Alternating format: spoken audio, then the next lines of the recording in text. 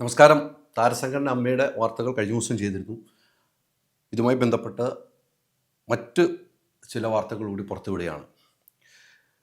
Memory card വിഷയവുമായി ബന്ധപ്പെട്ട് ഒരു കമ്മിറ്റി രൂപീകരിച്ചിരുന്നു. ഇവർ അതിരഹസ്യമായ ഒരു യോഗം ചേർന്നിരുന്നു. ആ യോഗത്തിൽ പല കാര്യങ്ങളും ചർച്ച ചെയ്തു. അവരുടെ യോഗത്തിൽ ഉണ്ടായ സംഭവം എനിക്ക് കിട്ടിയ വിവരം അനുസരിച്ച് രണ്ട് കാര്യങ്ങൾ സിനിമ പ്രേക്ഷകരെയും അതോടൊപ്പം തന്നെ അമ്മയുടെ എല്ലാ അംഗങ്ങളെയും അറിയിക്കുകയാണ്. മെമ്മറി കാർഡ് വിഷയം നേരത്തെ ഞാൻ പറഞ്ഞ പോലെ ഗുരുതരമായ ആരോപണമാണ്, ഗുരുതരമായ വിഷയമാണ് എന്ന കാര്യത്തിൽ സംശയമില്ല. ഈ മെമ്മറി കാർഡ് മീറ്റിങ്ങിൽ രണ്ടംഗങ്ങൾ എതിർത്തു. അവർ പറയുന്നത് എതിർപ്പ് എങ്ങനെയാണെന്നുള്ളതാണ്. ഇത് പഴയ കേസല്ലേ, ഇത് അങ്ങനെ അന്വേഷിക്കേണ്ട കാര്യമുണ്ടോ, ഇത് നമുക്ക് ഇവിടെ വെച്ച് അവസാനിപ്പിച്ചാൽ പോരെ എന്നൊക്കെ എതിർത്തു എന്നാണ് എനിക്ക് കിട്ടുന്ന വിവരം. എന്നാൽ മറ്റു 3 പേർ, അഭിഭാഷക ഉൾപ്പെടെ 3 പേർ അങ്ങനെയല്ല, നടപടി വേണം എന്ന ആവശ്യം ഉന്നയിച്ചു. ഇത് ജുഡീഷ്യൽ അന്വേഷണത്തിന് പോകേണ്ടതാണ്, പോലീസിൽ പരാതി കൊടുക്കേണ്ടതാണെന്ന് പറഞ്ഞു എന്നാണ് എനിക്ക് കിട്ടുന്ന വിവരം. എന്നാൽ ഈ ശ്രീലത നമ്പൂതിരിയെ വെച്ച കാര്യം പരാതിയുള്ള അംഗങ്ങൾ ഇതുവരെ അറിഞ്ഞിട്ടില്ല. ഇവർ പറഞ്ഞ ആളുകളെ വെക്കാതെയാണ് ഇത്തരം ഒരു നടപടിയിലേക്ക് പോയത്. അതിനും വിമർശനമുണ്ട്. അപ്പം ഈ മെമ്മറി കാർഡ് വിഷയം തേച്ചു മാച്ച് കളയണമെന്നാണ് ഇവരുടെയൊക്കെ ഒരു ആഗ്രഹമെന്നാണ് എനിക്ക് കിട്ടുന്നത്. പ്രതിസ്ഥാനത്ത് നിൽക്കുന്നത് കുക്കു പരമേശ്വറാണ്.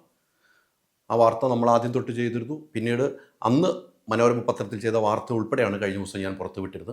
ഞാൻ ചെയ്യുന്ന വാർത്ത മാത്രമാണ്, അത് തെറ്റാണ്, അങ്ങനെ ഒരു സംഭവം ഇല്ല എന്ന് പറഞ്ഞവർക്കുള്ള തെളിവാണ് മനോരമ പത്രത്തിൻ്റെ വാർത്ത ഉൾപ്പെടെ ഞാൻ പുറത്തുവിട്ടത്. അതോടൊപ്പം തന്നെ മറ്റു പ്രധാനപ്പെട്ട കാര്യം, മൊബൈൽ ഫോൺ വിവാദം, ലാപ്ടോപ്പ് വിവാദം, ഈ കാര്യങ്ങൾ ഞാൻ വാർത്ത പുറത്തുവിട്ടിരുന്നു. അതിനുശേഷം കഴിഞ്ഞ ദിവസം കൂടിയ മീറ്റിങ്ങിൽ ആ കാര്യങ്ങൾ ഞാൻ പുറത്തു വിട്ടതാണ്, വാർത്തയായിട്ട് പറഞ്ഞതാണ്. എങ്കിലും അതിനുശേഷം ഈ മൊബൈൽ ഫോൺ വാങ്ങാതെ ആളുകൾ പോയിട്ടുണ്ട്, വാങ്ങുന്നില്ല എന്ന് തീരുമാനിച്ച ആളുകളുണ്ട് എന്നാണ് എനിക്ക് കിട്ടുന്ന വിവരം.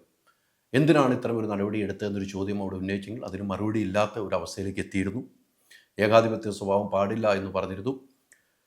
അങ്ങനെ നമ്മൾ വാർത്ത ചെയ്തപ്പോൾ ചില ആളുകൾക്കത് ശരിക്കും കൊണ്ടു കഴിഞ്ഞപ്പോൾ ഗ്രൂപ്പിലൊക്കെ നടന്ന ചർച്ചയാണ് ഏറ്റവും രസം. ഹൈദരലി ഈ വാർത്ത ചെയ്ത് അമ്മയുടെ പിച്ചച്ചട്ടിയിൽ കൈയിട്ട് വാരുന്നു എന്നാണ് ഇവർ പറഞ്ഞത്. അമ്മയുടെ പിച്ചച്ചട്ടിയിൽ കൈയിട്ട് വാരേണ്ട, അമ്മയ്ക്ക് പിച്ചച്ചട്ടിയൊന്നുമില്ല, അമ്മയ്ക്ക് നല്ല ആസ്തിയുണ്ടെന്ന് എനിക്കറിയാം. ആ ആസ്തി ഉണ്ടാക്കി കൊടുക്കാൻ പങ്കുവഹിച്ച ആളാണ്.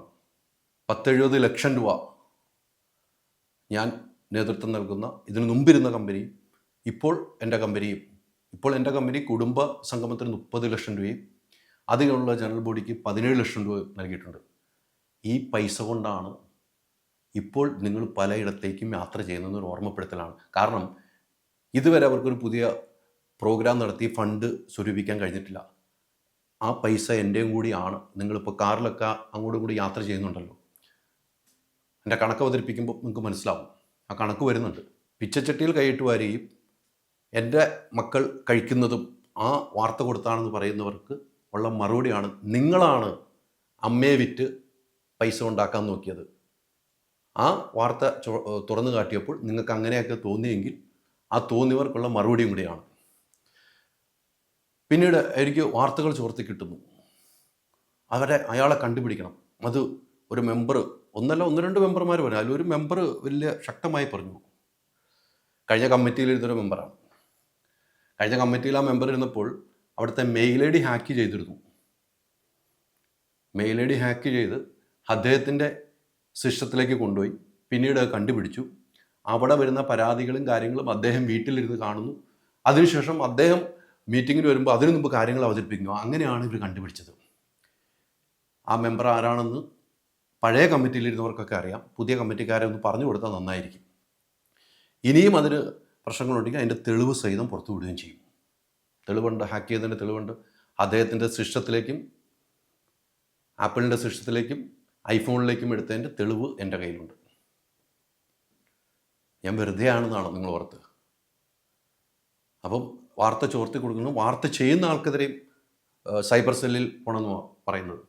ഇദ്ദേഹം തന്നെയാണ് ഒരു പാവം വൈസ് പ്രസിഡന്റ് സ്ഥാനത്തേക്ക് മത്സരിച്ചപ്പോൾ നാസർ ലത്തീഫിൻ്റെ ഓഡിയോ ചോർത്തിയതും. അതിനുശേഷം നാസർ ലത്തീഫും ജയൻ ചേർത്തലയും സൈബർ സെല്ലിൽ പോയി പരാതിപ്പെടുകയും ചെയ്തു. ആ കേസൊന്ന് തെളിയട്ടെ, അപ്പോൾ ആരാണ് അന്ന് ഇത് ചോർത്തി കൊടുത്തതെന്ന്, ആ ഓഡിയോ ക്ലിപ്പ് ചോർത്തി കൊടുത്തതെന്ന് ആ മെമ്പറിന് ഇപ്പോൾ അറിയാം. വാർത്ത കേൾക്കുമ്പോൾ ആ മെമ്പറിന് അറിയാം.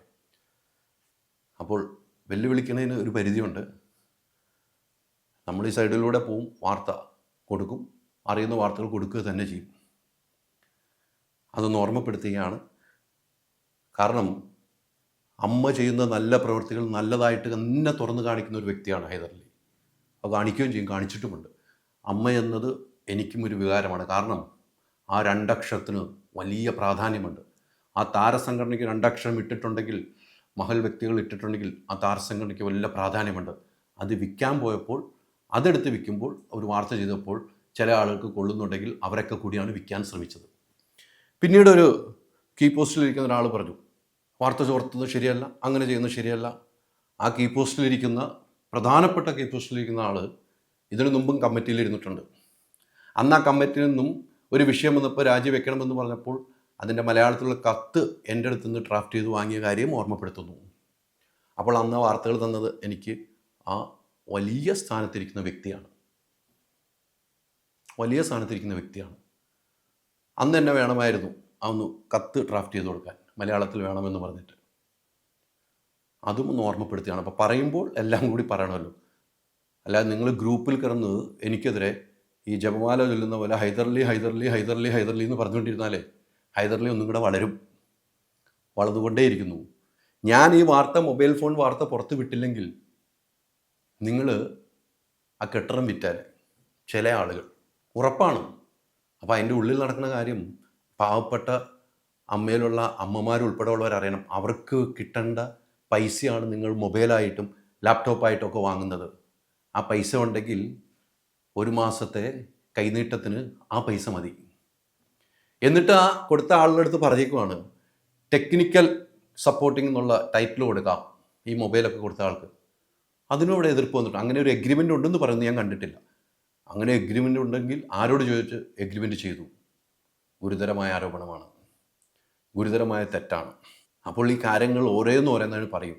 അങ്ങനെ ആ എക്സിക്യൂട്ടീവ് അംഗങ്ങൾ 1-2 പേരുടെ ഇപ്പം കുറേ ആളുകൾ എനിക്ക് അനുകൂലമായി വന്നിട്ടുണ്ട്. കാരണം ഹൈദരലി ഇല്ലായിരുന്നെങ്കിൽ ഇവിടെ നടക്കുന്ന വാർത്തകൾ എങ്ങനെ അറിയുമായിരുന്നു എന്ന് എന്നെ ഒത്തിരി അംഗങ്ങൾ വിളിച്ചിട്ടുണ്ട്. ഒത്തിരി അംഗങ്ങൾ വിളിച്ചു, ഇതെന്താണ് കേൾക്കുന്നതെന്ന് ചോദിച്ചു.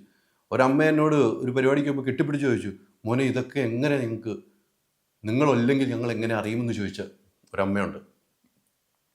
അപ്പോൾ അവരൊക്കെ അമ്മയെ അത്രമാത്രം സ്നേഹിക്കുന്നുണ്ട്. ആ അമ്മയെ വിൽക്കാനാണ് നിങ്ങൾ നോക്കുമ്പോൾ ഈ കാര്യങ്ങൾ പറയണം. എന്തായാലും അടുത്ത എക്സിക്യൂട്ടീവ് യോഗത്തിനൊരു തീരുമാനം ഉണ്ടാവും. പിന്നെ 3000 രൂപ വെച്ച് കൊടുത്തത് കഴിഞ്ഞ തവണ കൊടുത്തു, കയ്യിൽ കൊടുത്തു. ഇത്തവണ പോയപ്പം അക്കൗണ്ടിൽ ഇടാമെന്ന് പറയുന്ന പല ആൾക്കാരും അക്കൗണ്ട് നമ്പർ കൊടുത്തിട്ടില്ല, വേണ്ട എന്ന് വെച്ചിരിക്കുന്നത്. കാരണം അത്ര ഒരു കീഴ്വഴക്കമില്ല. ഞാൻ ഇതിന് മുമ്പിരുന്ന സെക്രട്ടറിമാരോടൊക്കെ ചോദിച്ചു, അങ്ങനെ ഒരു കീഴ്വഴക്കം അമ്മയിലില്ല. അത് ഒരു എന്തിനാണ് അങ്ങനെ ചെയ്യുന്നത്? ഒരു അടിയന്തര മീറ്റിംഗ് വിളിച്ചാൽ അപ്പോഴും പൈസ കൊടുക്കണ്ടേ? അങ്ങനെ മാസം കയറുന്ന മീറ്റിങ്ങിലാണെങ്കിൽ 51,000 രൂപ കൊടുക്കണം. ഒരു വർഷമാകുമ്പോൾ എത്രയായി? അതും ഈ പാവങ്ങൾക്ക് കൊടുക്കേണ്ട പൈസകൾ. പാവങ്ങളായ ആളുകളുണ്ട് ഈ അമ്മയിലൊക്കെ. നിങ്ങൾക്കൊക്കെ ഇന്ന് സിനിമ കിട്ടും, ഈ സിനിമയൊന്നും കിട്ടാതിരിക്കുന്ന ആളുകളുണ്ട് അവിടെ. അപ്പം ഈ കാര്യങ്ങളൊന്ന് പറയണമെന്ന് ഓർത്തു. അതോടൊപ്പം തന്നെ മറ്റൊരു പ്രധാനപ്പെട്ട കാര്യം, താരസംഘടന അമ്മയുടെ കെട്ടിടത്തിൻ്റെ ബാക്ക് സൈഡ് പൊളിക്കാനുള്ളൊരു തീരുമാനം. അത് കെട്ടിടം വാങ്ങുമ്പോഴുള്ളൊരു താൽക്കാലിക ഷെഡ് പോലെ ഒരു ഷെഡുണ്ട്, അത് പൊളിക്കണമെന്ന് അന്ന് വാങ്ങിയപ്പോൾ തൊട്ടുള്ളൊരു പരാതിയാണ്. പിന്നീട് അതൊക്കെ അങ്ങനെ അവിടെ ഉള്ള കെട്ടിടമാണെന്ന് പറഞ്ഞു. അത് പൊളിച്ച് കളയാൻ ഭയങ്കര ഇൻട്രസ്റ്റ്. അതുണ്ടാക്കിയവർക്ക് എൻ്റെ വേദന അറിയുള്ളൂ. അന്നത്തെ കമ്മിറ്റി ഇരുന്ന്, ഇടവേള ബാബുവിൻ്റെ നേതൃത്വത്തിലിരുന്നുള്ള കമ്മിറ്റി അത് വാങ്ങി ആ സംഭവം ഉണ്ടാക്കി അവർക്കേ അതിൻ്റെ വേദന അറിയുള്ളൂ. അന്ന് മുതൽ ഇത് ആ താൽക്കാലിക ഷെഡ് പൊളിക്കണമെന്നുള്ള ഇതുണ്ടായിരുന്നു. പക്ഷെ അതൊന്നും ഇതില്ലായിരുന്നു. കോർപ്പറേഷനിൽ നിന്ന് അങ്ങനെ ഒരു നോട്ടീസ് കിട്ടി. ആ കോർപ്പറേഷൻ്റെ ആളുകൾ വന്ന് നോക്കുകയും അതങ്ങനെയല്ല എന്നുള്ള രീതിയിൽ കണ്ടെത്തി. പക്ഷേ കഴിഞ്ഞ കമ്മിറ്റിക്കൊക്കെ അത് പൊളിച്ച് കളഞ്ഞേ പറ്റുള്ളൂ. അപ്പോൾ പൊളിക്കുന്ന എന്തിനാണെന്ന് പറയുക, ഇവർക്ക് ഈ ചില ആളുകൾക്ക് പഴയ കമ്മിറ്റിയെ കുറ്റപ്പെടുത്തണം. എന്നാൽ ലക്ഷ്മിപ്രിയയുടെ ഒരു ഇടപെടൽ ശക്തമായി നടന്നിരിക്കുന്നു. ആ ലക്ഷ്മിപ്രിയയാണ് ഈ കെട്ടിടത്തിൻ്റെ ചുമതല, മെയിൻ്റനൻസ് ചുമതലയൊക്കെ. അവിടെ അതിൻ്റെ വേണ്ടപ്പെട്ട ആളുകളെ കൊണ്ട് കാണിക്കുകയും അതിൻ്റെ നടപടിയിലേക്ക് പോകാം, എങ്ങനെയാണെന്നുള്ള നടപടിയിലേക്ക് പോകാനുള്ള തീരുമാനത്തിലേക്ക് എത്തിയിരിക്കുന്നു. അതിൽ ടിനി ടോം ഇടപെട്ടിട്ടുണ്ട്, മറ്റ് ആളുകൾ ഇടപെട്ടിട്ടുണ്ട്. പക്ഷേ അത് ഗ്രൂപ്പിൽ പറഞ്ഞപ്പോൾ ഇപ്പോൾ ലക്ഷ്മിപ്രിയയ്ക്ക് സപ്പോർട്ടായി വരുന്നുണ്ട്. അപ്പോൾ ചില ആളുകൾക്ക് അത് പൊളിക്കണം. എന്തിനാണെന്ന് വെച്ചാൽ പഴയ ആൾക്കാരെ കുറ്റപ്പെടുത്തണം. അതാണ് ഇവരുടെ ഒരു അജണ്ട. അങ്ങനെയാണെങ്കിൽ അത് പൊളിക്കപ്പെട്ടാൽ ഷമ്മി തിലകം പറഞ്ഞതാണ് ഏറ്റവും ശരിയായി വരുന്നത്. അനധികൃതമായ നിർമ്മാണമെന്ന് ഷമ്മി തിലകം പറഞ്ഞിട്ടുണ്ടെങ്കിൽ അത് തെളിയിക്കപ്പെടേണ്ടതായി വരും, അത് തെളിയിക്കേണ്ടതായി വരും. ആ പേരിലാണ് ഫേസ്ബുക്കിൽ പറഞ്ഞതെന്ന് പറഞ്ഞ് അദ്ദേഹത്തെ പുറത്താക്കിയത്. അപ്പോൾ ഈ കാര്യങ്ങളൊക്കെ ഒന്ന് ചൂണ്ടിക്കാട്ടുവാണ്. അപ്പം ഒരു കാര്യം കൂടി പറയുന്നു, ഞാൻ അമ്മയുടെ പിച്ചച്ചട്ടിയിൽ കൈയിട്ട് വാരും എന്ന് നിങ്ങൾ പറഞ്ഞിട്ടുണ്ടെങ്കിൽ ഞാൻ നൽകിയ പൈസയ്ക്കാണ് നിങ്ങളിപ്പോൾ ഒരു പ്രോഗ്രാമിലും ചെയ്യാതെ തിരുവനന്തപുരത്തേക്കും യാത്ര പോയല്ലോ. എത്ര പൈസയായി? നിങ്ങൾ റൂം എടുത്ത് താമസിച്ചില്ലേ? അതൊക്കെ ഞാനും കൂടെ കൊടുത്ത പൈസ അവിടെ അക്കൗണ്ടിലുള്ളത് കൊണ്ട് മാത്രമാണ്. നിങ്ങളായിട്ട് ഒരു പണം പോലും ഉണ്ടാക്കിയിട്ടില്ല. ഞാൻ ഉൾപ്പെടെ ഉള്ളവർ അവിടെ കൊണ്ടു നൽകിയ സ്പോൺസർമാരെ വെച്ചാണ് നിങ്ങൾ ഇത്തവണത്തെ ഓണക്കിറ്റ് വരെ നൽകിയത്. ഒരു പുതിയ സ്പോൺസറെ കണ്ടെത്താൻ നിങ്ങൾക്ക് കഴിഞ്ഞിട്ടില്ല. ഇതൊക്കെ ഓർമ്മപ്പെടുത്തുന്നു. എന്തായാലും കത്തെഴുതിയ കാര്യം, മെയിൽ ഐ ഡി ഹാക്ക് ചെയ്ത് ഇവരൊക്കെ ഒന്ന് ആലോചിക്കുക. സൈബർ സെല്ലിൽ പോകുമ്പോൾ ഇതൊക്കെ തെളിവായിട്ട് വരണം. ഇത്രയും നാൾ മീറ്റിംഗ് കൂടിയപ്പോൾ മിൻസ് എഴുതുന്ന ഒരു പതിവുണ്ട്, അത് എഴുതാറില്ല. ബ്ലാങ്ക് പേപ്പറിൽ ഒപ്പിട്ട് വാങ്ങിയിട്ട് ഇഷ്ടമുള്ള എഴുതിച്ചേർക്കും. ഇത്തവണ അതും ഒപ്പിട്ടിട്ടില്ല എന്ന് എനിക്ക് കിട്ടുന്ന വിവരം. ആ മിൻസിനെ കുറിച്ച് കഴിഞ്ഞ ദിവസം ഗ്രൂപ്പിൽ ചോദിച്ചിട്ടുണ്ട്. ഏറ്റവും മുതിർന്ന ഒരാൾ ചോദിച്ചത് ഈ എഴുതാത്ത എന്താണെന്ന് ചോദിച്ചാൽ മറുപടിയില്ല. അത് എഴുതാത്തത് കൊണ്ട് ഇതുവരെ ട്രിവാൻഡ്രത്ത് രജിസ്ട്രേഷൻ നടന്നിട്ടില്ല. തിരുവനന്തപുരത്ത് രജിസ്ട്രേഷൻ നടത്തിയാൽ മാത്രമേ ഉള്ളൂ ചെക്ക് ഒപ്പിടാൻ പറ്റുകയുള്ളൂ. അപ്പോൾ നമ്മൾ കൊടുത്ത ക്യാഷുണ്ട്, ആ ക്യാഷിൽ കറങ്ങി നടന്നിട്ട് പിച്ചച്ചട്ടിയിൽ കൈയിട്ട് വാരിയെന്ന് പറയുന്നത് ശരിയല്ല. അങ്ങനെ പറഞ്ഞ് 2-3 മെമ്പർമാരുണ്ട്. ഒരു മെമ്പർ പറഞ്ഞു അദ്ദേഹത്തിന് അപ്പോൾ അദ്ദേഹത്തിന് പറഞ്ഞാൽ അയാളെക്കുറിച്ച് ആ മെമ്പറിൻ്റെ ഡീറ്റെയിൽസ് ഞാൻ പുറത്ത് വിടാം, വെയിറ്റ് ചെയ്യുക. മെമ്പർ എവിടെയൊക്കെ പോയിട്ടുണ്ട്, എന്തൊക്കെ പരിപാടികൾ ചെയ്തിട്ടുണ്ടെന്നുള്ളത് ഇതെല്ലാം തെളിവ് സഹിതേ ഞാൻ പറയുള്ളൂ. പേര് പറയാത്തത് ആ തെളിവ് എൻ്റെ കയ്യിലുണ്ട്. അപ്പം വെല്ലുവിളികൾ നടത്താം ആർക്കും. താരസംഘടന അമ്മയെ ഞാൻ ഉപദ്രവിക്കില്ല. അവിടെയൊക്കെ ചില വ്യക്തികൾ താരസംഘടന അമ്മയെ വിൽക്കാൻ പോകുമ്പോൾ അത് തുറന്നു കാണിക്കുന്നതിൻ്റെ പേരിൽ എനിക്കെതിരെ ആരോപണം ഉന്നയിച്ചവർ, കൂടുതൽ ആരോപണം ഉന്നയിച്ചവർ ഇപ്പോൾ ഒന്നിച്ചിരിക്കുന്നു. അതിനെതിരെ ഒരു ശബ്ദവും അവിടെ അംഗങ്ങളുടെ എണ്ണം കൂടുന്നു. ഞാനില്ലെങ്കിൽ വാർത്ത വരില്ല എന്ന് പറഞ്ഞ് അംഗങ്ങളുടെ എണ്ണം കൂടിയിരിക്കുന്നു. അതിൻ്റെ ഒരു സന്തോഷം എനിക്കുണ്ട്. ഇനിയും വാർത്തകൾ ചെയ്യും, വാർത്തകൾ ചെയ്തുകൊണ്ടേയിരിക്കും.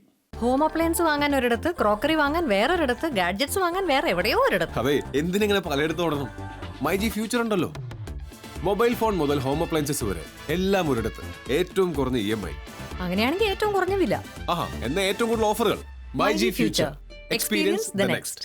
മൈജി ആണ് ഫ്യൂച്ചർ.